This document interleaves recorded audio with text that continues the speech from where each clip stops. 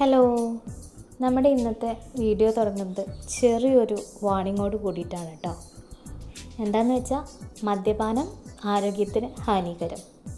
Because നമ്മുടെ ഇന്നത്തെ breakfast കള്ളപ്പമാണ്.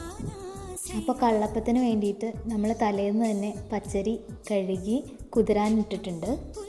നമ്മൾ വീട്ടിൽ 4 പേരെ ഉള്ളെങ്കിലും കുറച്ചധികം അപ്പം ഉണ്ടാക്കാമെന്ന് വിചാരിച്ച് ഒരു 2 നാഴി അരി എടുത്തിട്ടുണ്ട്. ഇത് രാവിലെ ഏകദേശം ഒരു 10 മണിയാകുമ്പോൾ വെള്ളത്തിലിട്ട് പിന്നെ രാത്രി ഒരു 7-7:30 കൂടിയിട്ടാണ് നമ്മൾ അരച്ച് വെക്കുന്നത്. അതിന് വേണ്ടിയിട്ട് ഒരു മുറി തേങ്ങ, അധികം മൂക്കാത്ത ഒരു മുറി തേങ്ങ എടുത്തിട്ടുണ്ട്. അതുപോലെ തന്നെ ചെറിയൊരു ഗ്ലാസ്സിൽ ഒരു 3/4 ഗ്ലാസ് പഞ്ചസാര. അങ്ങനെ എല്ലാം കൂടി ഭയങ്കര തിക്കായിട്ടുള്ളൊരു കൺസിസ്റ്റൻസിയിലാണ് അരച്ചെടുക്കുന്നത്. എന്നിട്ട് എല്ലാം അരച്ചതിന് ശേഷം അവസാനമാണ് നമ്മൾ കുറച്ച് കള്ള് ചേർത്ത് വീണ്ടും ഒന്ന് കലക്കി ഒഴിക്കുന്നത്.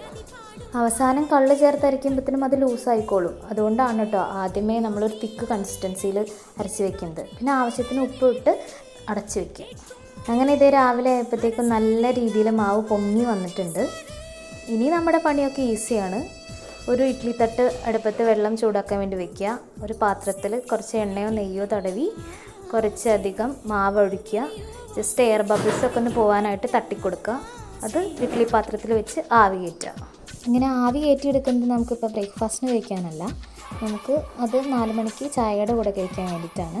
ബ്രേക്ക്ഫാസ്റ്റിനുള്ളത് നമ്മൾ പാനിൽ സാധാരണ അപ്പം ചുടുന്ന പോലെ ചുട്ടെടുക്കാം. അങ്ങനെ കളർഫെല്ലാം നമുക്ക് നല്ല പെർഫെക്റ്റായിട്ട് കിട്ടിയിട്ടുണ്ട്. ഇനി ഇതിൻ്റെ കോമ്പിനേഷൻ തലേ ദിവസത്തെ മീൻ കറിയാണ്. പക്ഷേ കള്ളപ്പത്തിൻ്റെ കൂടെ പെർഫെക്റ്റ് കോമ്പിനേഷൻ എനിക്ക് തോന്നിയിട്ടുള്ളത് മീൻ കറിയേക്കാൾ കൂടുതൽ നല്ല ബീഫും അതുപോലെ തന്നെ ചിക്കൻ കറിയൊക്കെയാണ്. ഇനിയിപ്പോൾ മുട്ടക്കറി ആണെങ്കിലും നമുക്ക് അഡ്ജസ്റ്റ് ചെയ്യാം. അപ്പോൾ അങ്ങനെ ഇന്നത്തെ ബ്രേക്ക്ഫാസ്റ്റ് എന്തായാലും നല്ല കുശാലായിട്ടുണ്ട്. അപ്പോൾ എല്ലാവർക്കും ഹാവ് എ നൈസ് ഡേ. എന്നാൽ പിന്നെ അങ്ങനെ ആവട്ടെ. See you again.